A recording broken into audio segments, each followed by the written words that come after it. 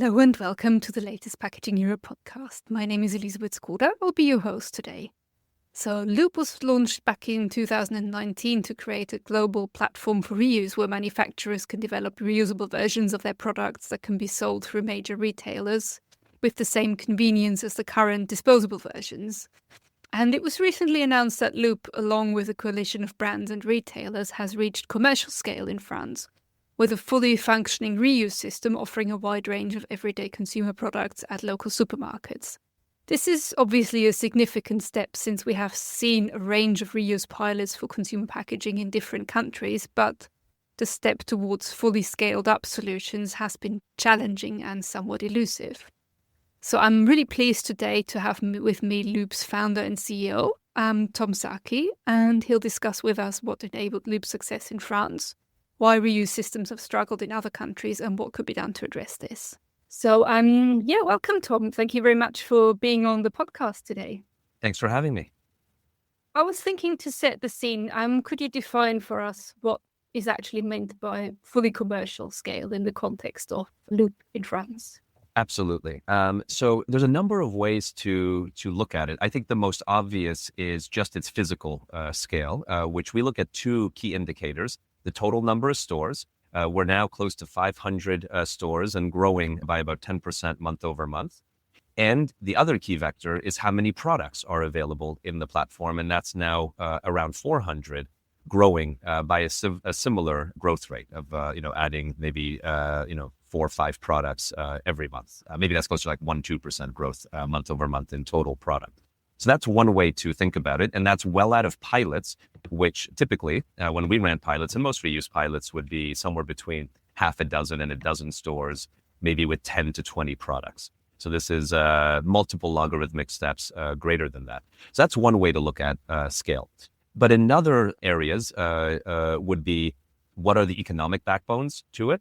Loop itself is now profitable as a system operator there, but it's also functioning with the economic outcomes one has hoped on reuse. Some products, for example, are cheaper in their reusable version than in their disposable version. That's an outcome of scale that certainly cannot be realized in pilot mode. And there's also no more learnings per se. In pilots, it's all about learning and understanding.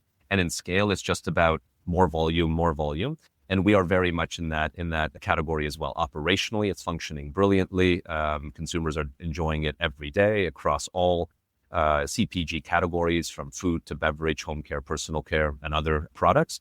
The health and safety is functioning well. Everything is functional and working in the way one would expect an industrial system to operate. So those are more the soft definitions of scale.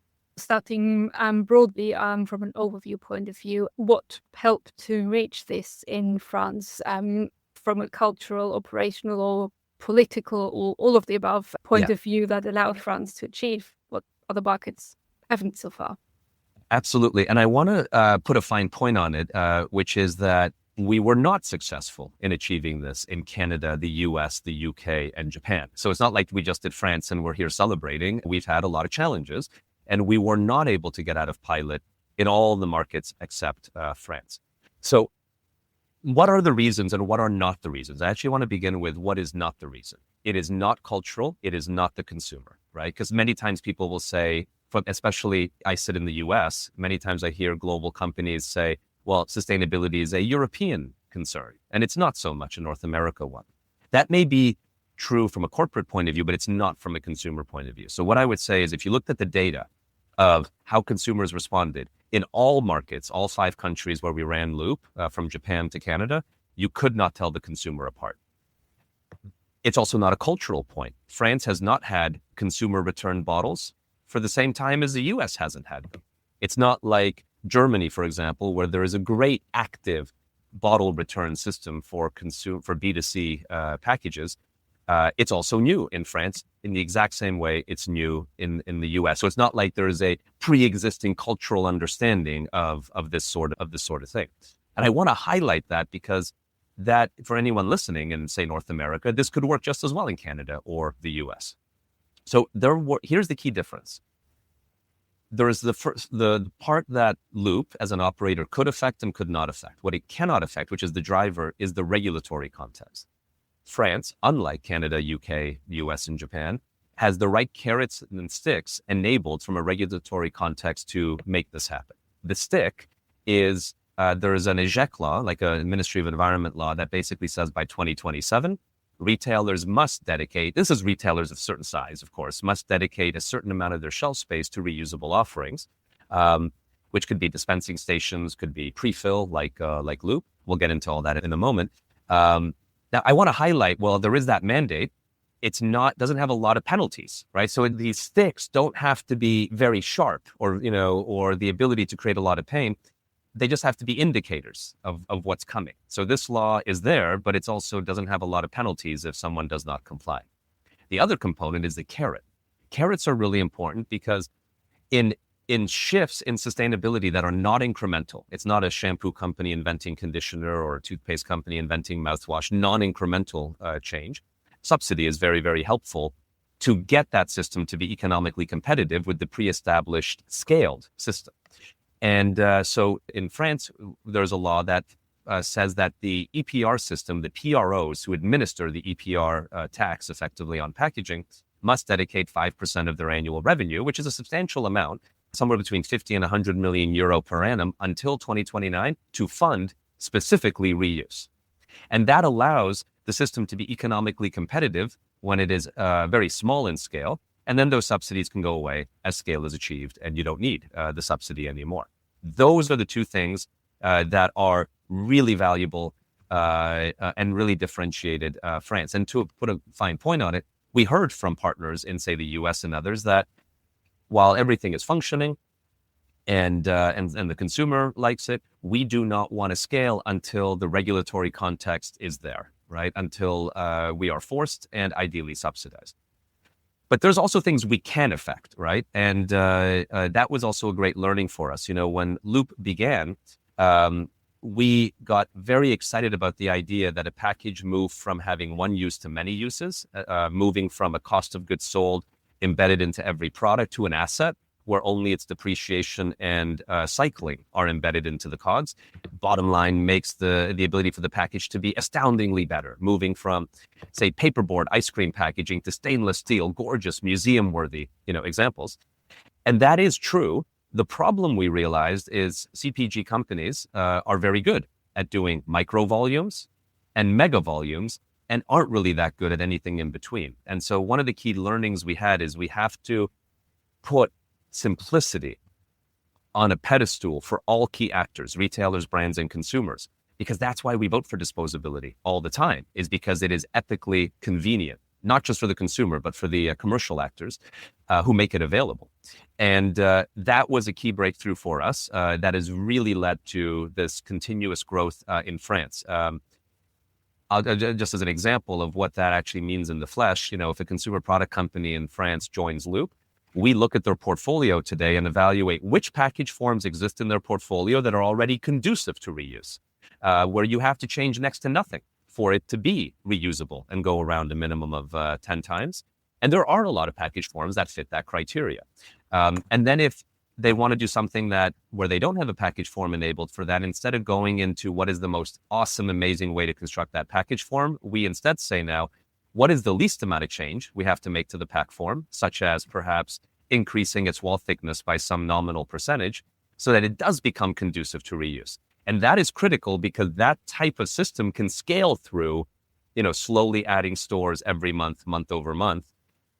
I imagine once we get to not just commercial scale, which is where we are now, but fully scaled, meaning every store has it, it is really now mature, then the idea of the hyper premiumized packaging certainly can come back into fruition because you could go from micro scale to mega scale in one hop. And I wanted to come back to the regulation topic a little bit before we go a bit more into the nitty gritty of the system. Obviously, it sounds like regulation was key in driving the success of the scaling up in France. Similar legislation would be necessary in other countries to also make it a success. But how likely or easy do you think this is going to be? I guess it varies from country to country as well, doesn't it? It certainly does. I'll answer this in two ways. The general behavior of reuse regulation, and then what countries we think it's coming in, in the short term. The behavior of reuse regulation is really odd, and I think there's a lot of weird behavioral anomalies around the whole world of reuse. So let's just call a spade a spade. Reuse is not something that is super comfortable to the commercial actors, brands and retailers. It is intrinsically not comfortable because it is not incremental. It doesn't grow the business. It just improves the quality of the product, makes it more environmentally friendly. But it's not incremental, which is really the business of packaged good companies, is to drive incrementality. It's laundry detergent companies inventing fabric softener, and so on and so forth, of course. And it also increases complexity greater than zero. Some reuse models increase it aggressively, like refill stations. Some modestly, like pre-fill, but no matter what, it is always greater than zero increased complexity, because now you, at minimum, have to have the muscle that the package that is coming into your fill plant has already been out there. And you have to maybe evaluate for new things that you wouldn't evaluate for before when it was just coming from a packaging supplier. It's so important to center on that is really the case, even though there's a lot of pressure on it. So put that now, point to the side. What's also really interesting about reuse is reuse regulation is that if you think about from a lay consumer point of view, what are the three major topics that typically come up in any of these regulatory discussions, whether it's PPWR, whether it's the INC work at the United Nations, whether it's country level, city level? There's three major themes that come up in sustainable packaging regulation, and those are the elimination of chemicals or materials of concern. That's one major bucket. The second is EPR, extended producer responsibility. And then the third is reuse. Now, if you asked a lay citizen, which do they understand the most? They would say reuse is the easiest to understand and the most exciting.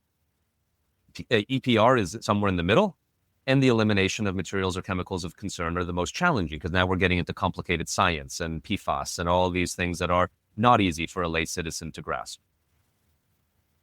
And so when politicians who are advocating for laws communicate, they tend to really hype up the reuse. You get big headlines, and the rest fall down because of the level of understanding and then such the willingness of journalists to highlight that in mass media. But it's inverted to the comfort of companies.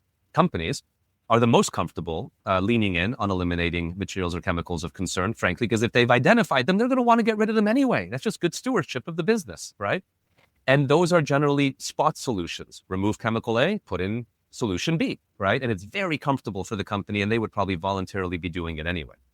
EPR is the next in comfort, and the least comfortable is reuse. So notice the comfort of the industry is inverted to how it can be communicated broadly.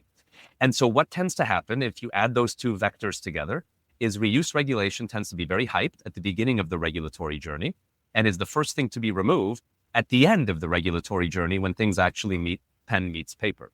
And we see this constantly in all arcs. And it's just the expression of it is more dramatic in North America. The reuse goes away faster. And it's less dramatic in Europe, Western Europe, UK now, where it may not go away or goes away slower. And going away has two derivatives. One is either just being removed altogether or being watered down enough that it doesn't have any consequence to it, that it's easy to circumvent and call things that are not reuse, or have many different outs around it. And I think that's important to note because reuse regulation is a key tenet to why France is successful. Now, we do see it coming in Western Europe. We're very excited about it, as well as the UK.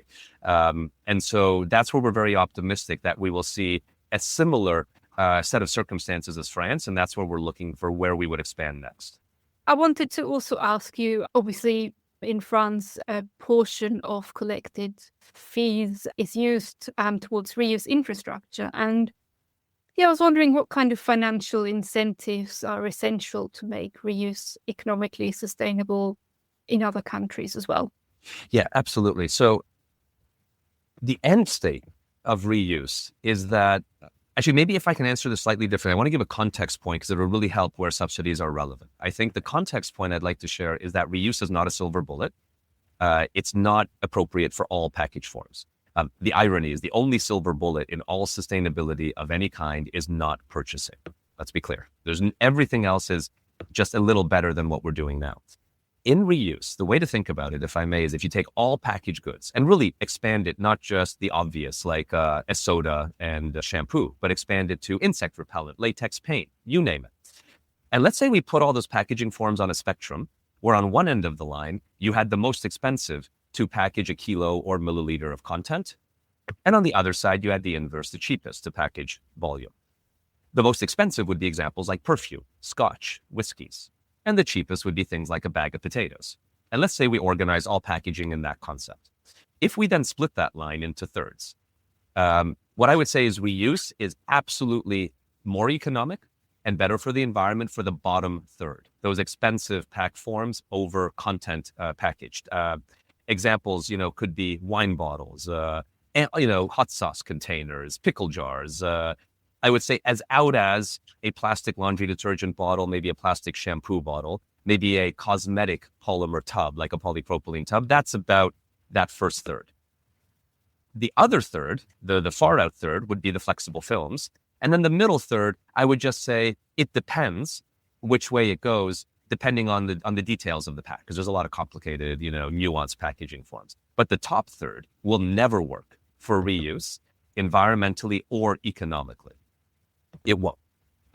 It's just too efficient for it to function in a way that is better. So I first want to highlight, this is not a silver bullet. It's really smart it's not about beverages, by the way. It's not about what is inside. It's about the cost of the pack over how much it packages, right? That is the real area to look at.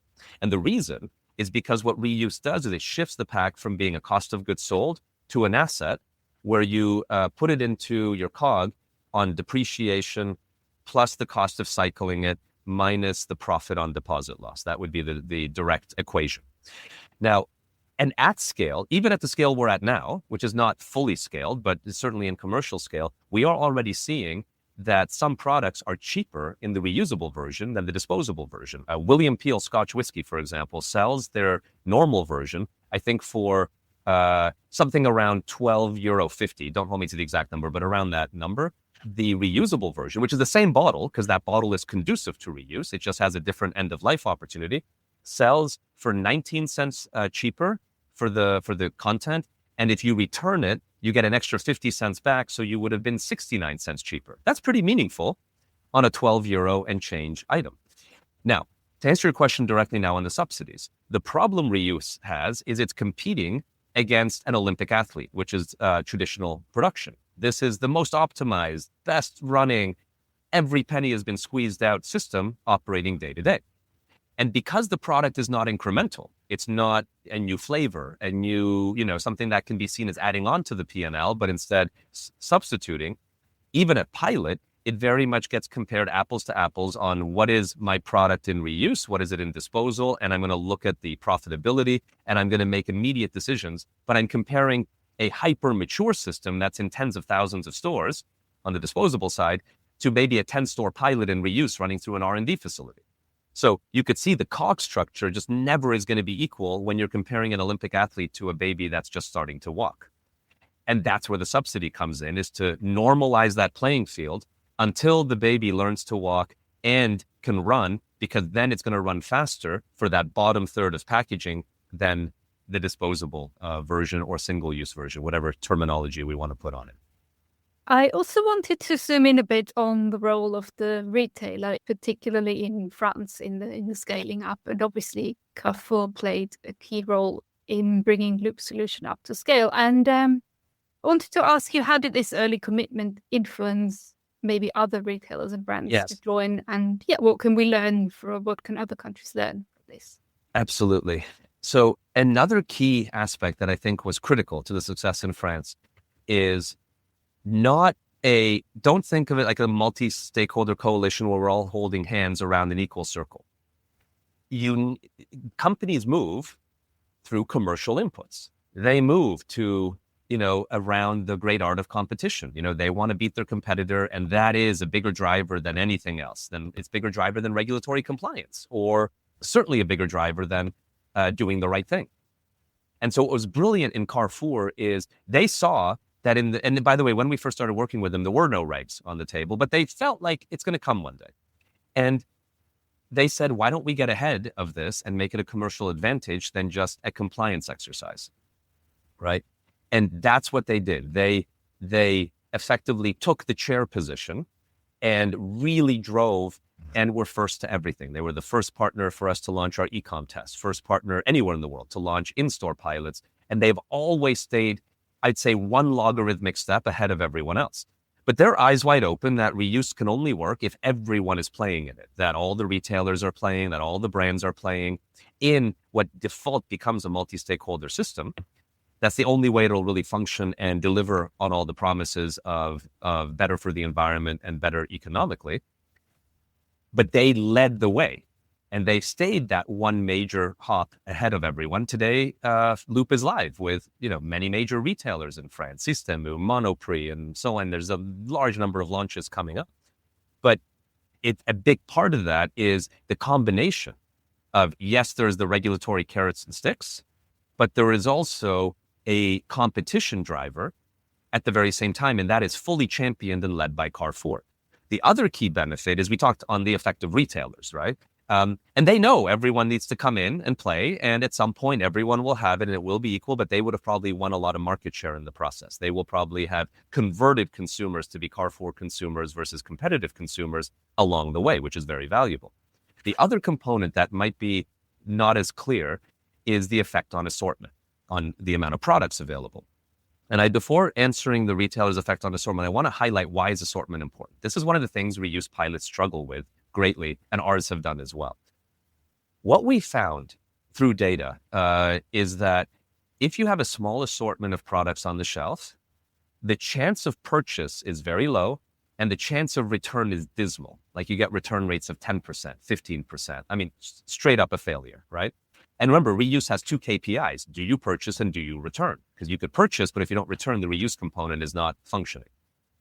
But when the product assortment gets big, let's say moves from a dozen products to 50 products, the sales rate goes up on each individual product by close to 1,000, 2,000, 3,000%. I mean, unbelievable increases in sales.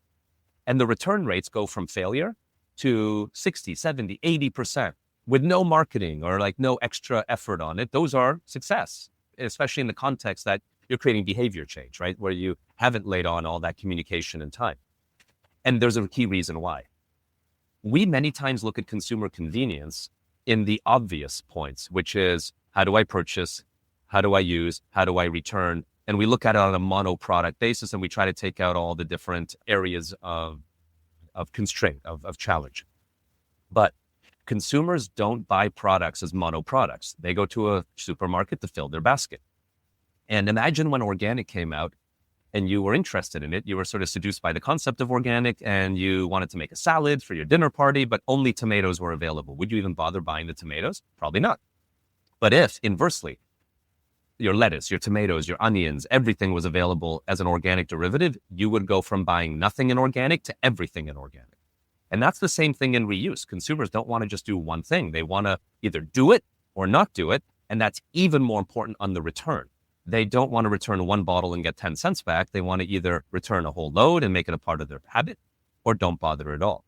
And so back to the retailer, why the retailer is so important is they have a greater power in getting the assortment to function, basically getting consumer good companies to ship in reuse than any other actor possible, because net, who is the god of the CPG companies? It's the retailer, right? That is, and you need a retailer like Carrefour who is powerful enough to get companies to jump. And here's the definition of that.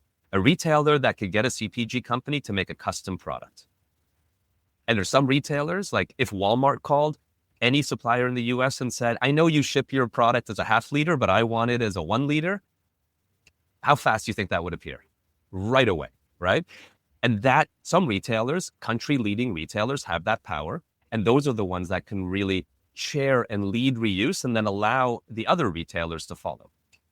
I wanted to cover the consumer as well, obviously, because consumers do play a role in the system, and Loop system obviously emphasizes simplicity and offers easy returns and no need for cleaning as well. What have you learned from your experiences in France about designing reuse systems that consumers use repeatedly?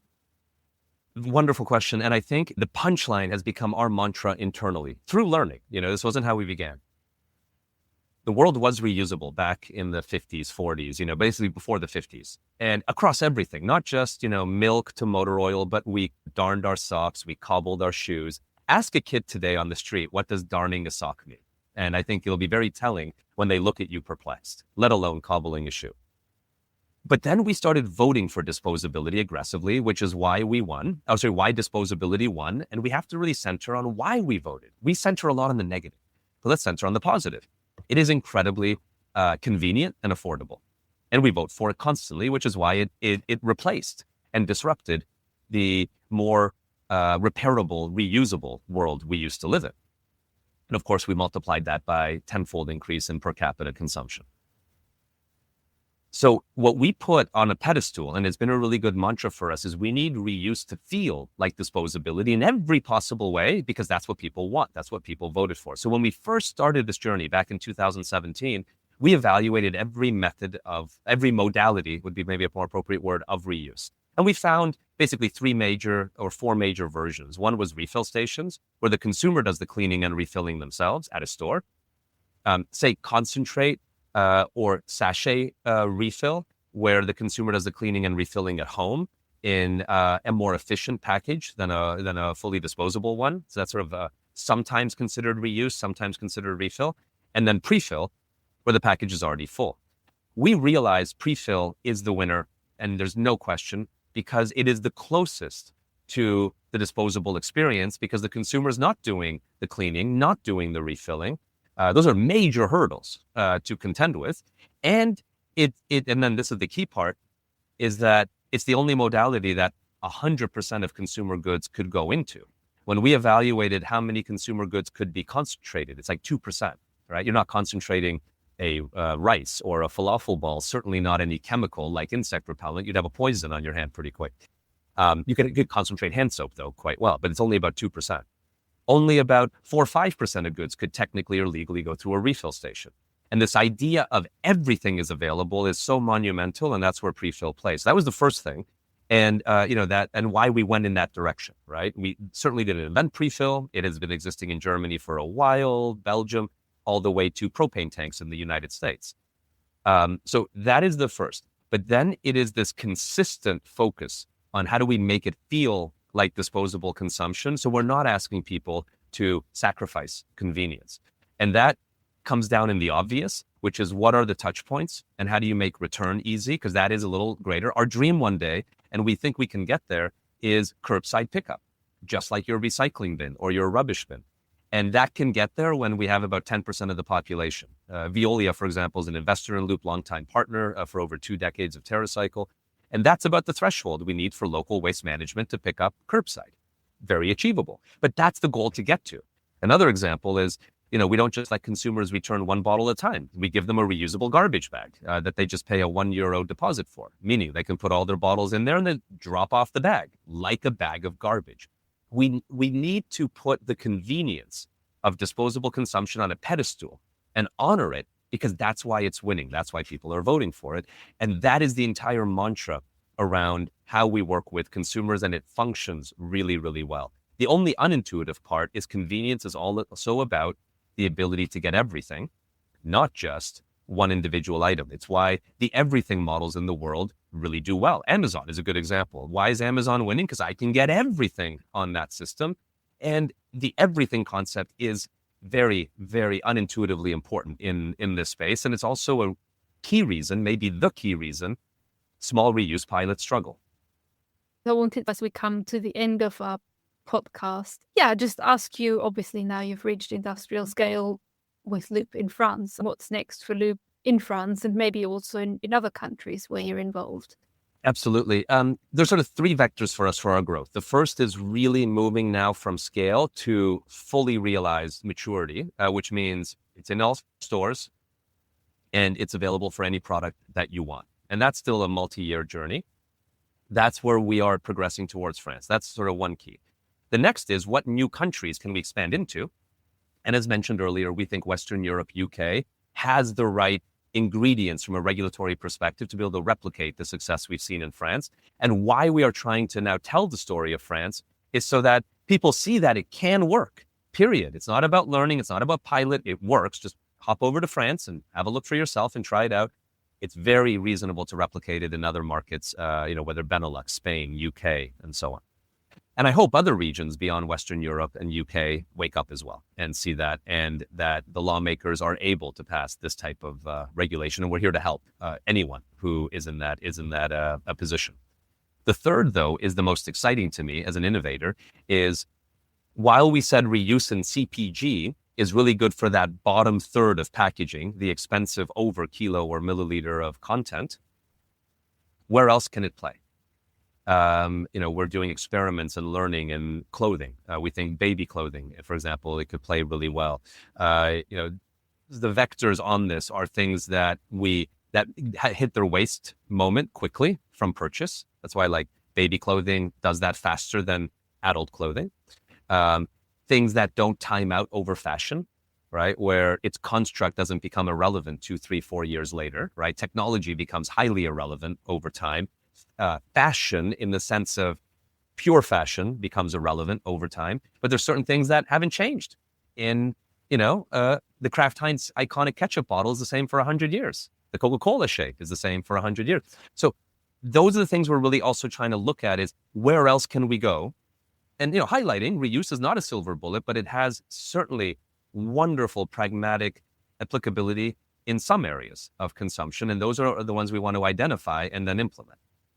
And to wrap up, I wanted to hit you with a big question. How optimistic are you about sustainability reuse, just in the context of some headwinds that seem to currently be blowing in the world, especially in the Western world, seem to, shall we say, value it a bit less? You are very polite. So I'm smiling because I know we're just on audio here. So what I would say is, to do sustainability, you have to be a fierce optimist, perhaps a delusional optimist. And I'm certainly that.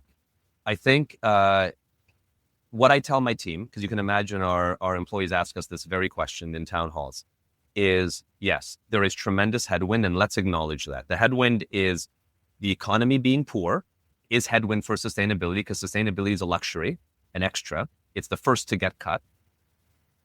There's headwind because we are layering on a lot more bureaucracy. We are now, as I say, moving from a poorly documented failure to a well-documented failure, right? So that's also, and that's draining sustainability teams. Sustainability teams are moving from creating initiatives to becoming bureaucratic departments, doing compliance paperwork, not necessarily moving the organization forward, but just documenting it much better. So that's also headwind. And then you have the entire political zeitgeist that your question alluded to, which is deregulation, especially in the US, killing the enforcement vehicles for whatever regulation is left, because you need both the laws and the police, and you can either take away the laws, but you could also take away the police, and then the laws never get policed, if you will. That's happening quite a bit. And then also the discussion, the zeitgeist of do we need to believe in climate change? That also doesn't help. And you can see this manifesting in companies leaning back. We're doing a lot less in carbon. Scope 3 has gone out the window in many cases. A lot of sustainability activities have been cut. Those are all profound negatives to anyone working on this. What I would say, though, is the reason we ever cared about sustainability, which is the state of our planet, the actual nucleus of why we care, is only getting worse. And so I believe there will be a rebound, and I believe that rebound will be profound, because we have to solve the core issue. The core issue has not gone away, and it's in front of us, and it's measurable. And, even if we're a little bit anti-science at the moment, things function based on scientific principles. There is a truth. And so the truth is on our side. Not that the truth is getting better, but that it is true, right?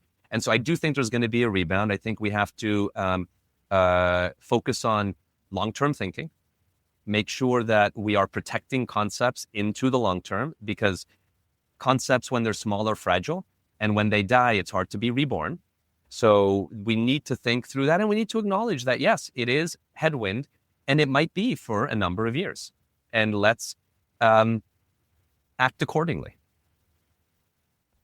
Yes, that's a great note to end the podcast on. I think I'll join you with being an optimist, and maybe a slightly delusional optimist, but obviously here at Packaging Europe, we very much believe in the sustainability agenda, and we'll definitely keep championing it. So yeah, let's be optimistic. Absolutely. There's no other way. Life is disappointing without that. Absolutely, yes. Great. So yeah, that brings us to the end of our conversation today. Thank you very much again, Tom, for joining me and for sharing your insights. Thank you for your time. And quick reminder to all of our listeners, please make sure that you subscribe to our podcast so you don't miss out on any of the latest episodes. Thank you.